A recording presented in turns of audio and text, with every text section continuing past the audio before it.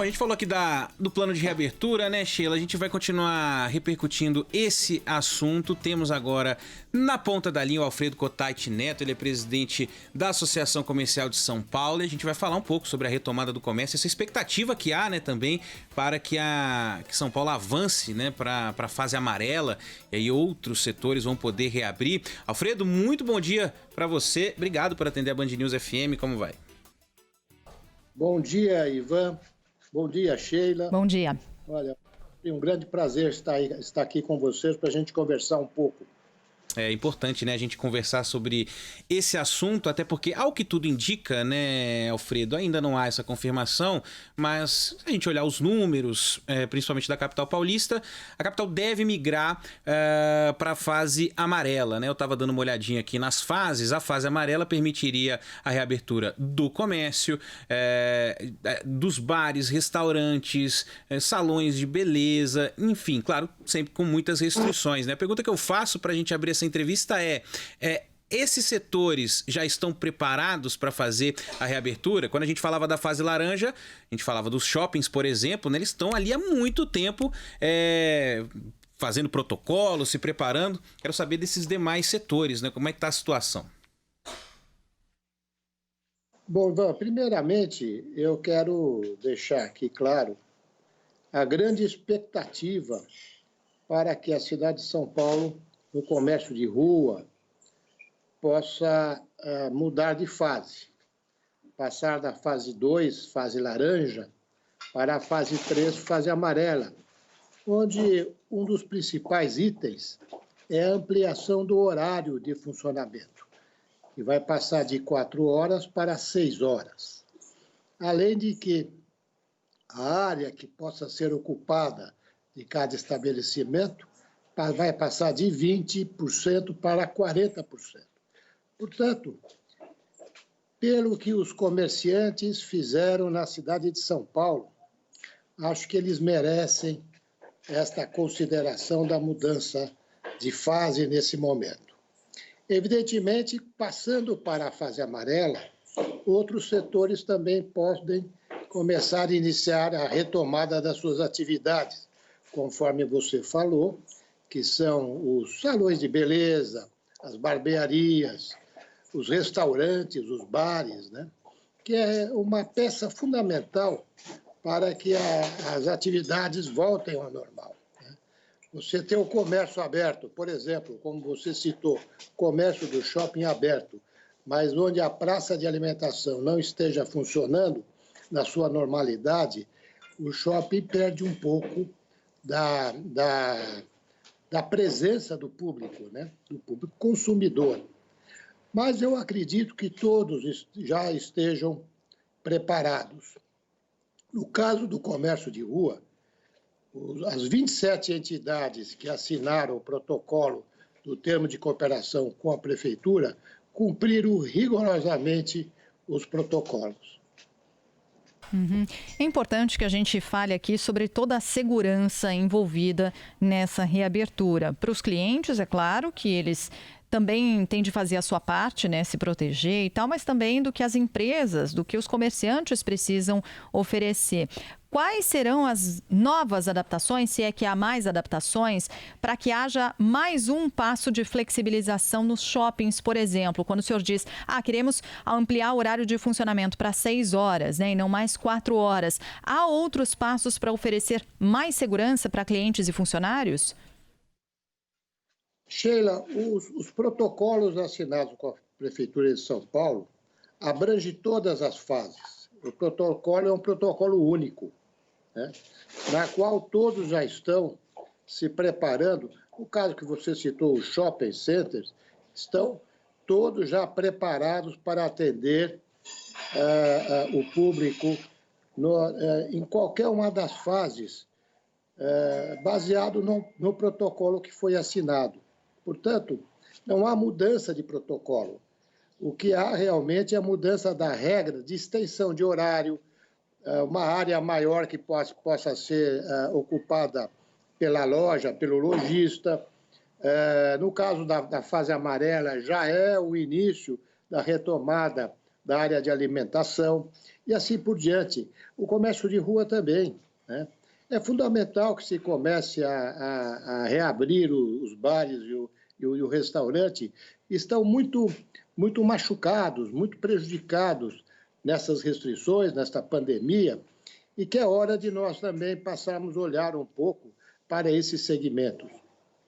No caso de bares e restaurantes, quais serão exatamente as exigências, quais são os protocolos para a reabertura que precisam ser seguidos? Ou seja, também controle de fluxo, não pode ocupar todas as mesas, né? Controle da capacidade nesses espaços. Agora, há lugares, por exemplo, balada, né? As baladas sempre... Aliás, em balada não há distanciamento social, é exatamente o que não há. Em casos assim, é praticamente impossível a reabertura, não? Sheila, o que não pode ter é aglomeração. Então, balada não será autorizado. O que é possível na parte de bares e restaurantes é seguir os protocolos desse setor, que é, como você falou, distanciamento social, as mesas vão ter que ter uma certa distância entre elas, todos os cuidados necessários com os utensílios, não pode ter reaproveitamento, enfim. Existe um protocolo já definido para esses setores e que deve ser cumprido. Os responsáveis pelos restaurantes, pelos bares, já conhecem esse protocolo e, mais importante ainda, os consumidores, os clientes, nós também já conhecemos esses protocolos. E quando formos, eventualmente, em algum restaurante, nós vamos exigir que esses protocolos sejam realmente cumpridos. Bom, é que o senhor vai falando, senhor Alfredo, a gente está conversando aqui na Band News FM com o Alfredo Kotait, ele é presidente da Associação Comercial de São Paulo, e eu pego aqui as mensagens que chegam uma atrás da outra. É lamentável que a gente não critique a abertura do comércio, não está na hora de abrir, do que adianta abrir para poucos... Quer dizer, com uma pouca porcentagem, né, do funcionamento. A gente está vendo, Alfredo, um grande movimento, não só em São Paulo, né, no estado de São Paulo, mas em outros estados, de abre e fecha, de vai e volta. Porque parece que esse é um movimento comum, né? Você flexibiliza as regras, os casos aumentam, a taxa de ocupação dos leitos de UTI aumenta, e muitas cidades estão regredindo nesse aspecto da flexibilização. Não é uma coisa ruim ficar abrindo e fechando, os números ficarem mudando. Não havia como pensar num outro plano de reabertura ou de funcionamento para esse comércio, né? Como é que a associação consegue pesar risco, o risco à saúde e o risco desses estabelecimentos simplesmente não sobreviverem? Ivan, bom, primeiramente nós não podemos cair na armadilha da saúde contra a economia. Elas andam juntas. Agora, nós fomos sempre favoráveis a priorizar a saúde. Acho que as medidas tomadas de restrições foram fundamentais, né? Mas depois de 90 dias você fechado, e vamos lembrar que o que estava fechado eram as atividades não essenciais. E todas as atividades essenciais definidas pelo governo estavam abertas 24 horas, né? Então, como é que eu posso falar? É um desequilíbrio tão grande, onde algumas atividades podem funcionar e outras estarem completamente fechadas, impedidas dos comerciantes e dos seus funcionários de trabalhar. A gente tem que ter equilíbrio nas coisas, né? Nós compreendemos e somos totalmente favoráveis a priorizar a saúde. Mas, olha, pelo que nós temos visto e ouvido, quantas empresas estão fechando, quantas pessoas estão perdendo seus empregos e quantas pessoas estão desesperadas, porque essas pessoas, Ivan, elas ganhavam o seu sustento diário no dia a dia. Isso não foi considerado, né? O Plano São Paulo é um bom plano de retomada. Quem sabe a forma como foi feita as restrições é que poderiam ter sido reexaminadas e feito de uma outra forma. Tem muito ouvinte aqui perguntando, Afonso, por exemplo, e Fabiana também, mais uma ouvinte que participa, a Jaqueline também perguntando sobre salões de cabeleireiro. Afinal de contas, quando de fato poderão reabrir? Já seria nessa etapa agora e com que condições? Seguindo quais protocolos de segurança? Vou responder para a Fabiana e para a Jaqueline. Olha, eu estou com o meu cabelo precisando cortar e o meu barbeiro está lá fechado. Mas os pet shops, não tenho nada contra animais. Eles estão abertos porque eles têm que ter que ser tosados, né? É uma incoerência, né? Os salões de beleza poderiam estar abertos. De que forma? Um atendimento com hora marcada, uma vez por vez, daria condições para que as cabeleireiras, as manicures, enfim, as pessoas que trabalham no salão pudessem ter uma renda, restabelecer um pouco da sua renda. Elas estão totalmente paralisadas. É uma pena que essa consideração não foi feita. Mas, de qualquer forma, o protocolo, esse é rigoroso. O atendimento tem que ser individual. Ele vai reabrir, mas com atendimento individual, com um certo distanciamento entre as pessoas. Se o salão é maior, pode atender 2, 3 pessoas, depende da área do salão. Mas o mais importante é que haja a conscientização das pessoas no cumprimento do protocolo para a segurança, não só dos profissionais, mas do público em geral. Agora, Sheila, deixa eu falar um dado. O comércio de rua em São Paulo retomou no dia 10 de junho. Então, nós estamos fazendo praticamente quase 15 dias.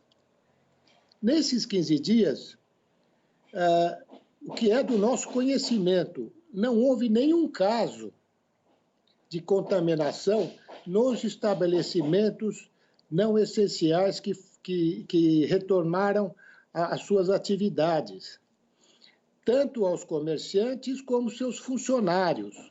Logicamente, o público aglomerado nas ruas, ou no metrô, no transporte público, nós não sabemos. Os comerciantes não podem ser responsáveis pela aglomeração nas ruas e pelo transporte público. É um dever do Estado. Agora, no seu estabelecimento, nesses 15 dias, que é do nosso conhecimento, não teve nenhum caso de contaminação. Então, todos cumpriram com o risco protocolo. Essa é a chave da questão. Porque eu queria mais também estender e responder um pouco a outra pergunta, dizendo o seguinte: o vírus não foi embora. Não adianta você ficar em isolamento eterno, que o vírus vai continuar por aí. Todos nós, em algum momento, vamos ter contato com esse vírus. O que nós estamos fazendo com o isolamento, e que é uma tática do governo do Estado, é não permitir que o sistema público de saúde entrasse em colapso. E o que está sendo controlado. Por isso, essa reabertura, nesse momento, é inevitável. A gente conversou aqui com o Alfredo Cottait, presidente da Associação Comercial, falando sobre a reabertura, a flexibilização aqui na cidade de São Paulo. Mas queria só fazer uma ponderação, Alfredo. No dia 10 de junho, São Paulo, o estado, tinha 156 mil casos. Hoje, a gente passa dos 221 mil casos. Não há como o senhor falar que ninguém foi contaminado dentro de um estabelecimento comercial que foi reaberto com as regras flexibilizadas. O senhor não concorda? Como é que a gente pode saber? Essas pessoas se contaminaram aonde? Não tem como saber com precisão, né? Pelo menos. Pode falar. Eu acho que você não compreendeu. O que eu disse foi, na cidade de São Paulo, nas atividades não essenciais que retomaram as suas atividades, comerciantes e funcionários, não é que é do nosso conhecimento, não teve nenhum caso de contaminação. Eu não estou comentando do público em geral. Eu acho que eu gostaria de deixar claro o que eu falei nesse momento. Entendi. Não, perfeito. Bom, seu Alfredo, obrigado pela participação aqui na Band News FM. Claro, a gente vai seguir acompanhando os números, seguir acompanhando também a situação dos estabelecimentos comerciais aqui na cidade e até uma próxima. Obrigada, bom dia. Bom dia, Sheila. Bom dia, Ivan. Muito obrigado a vocês.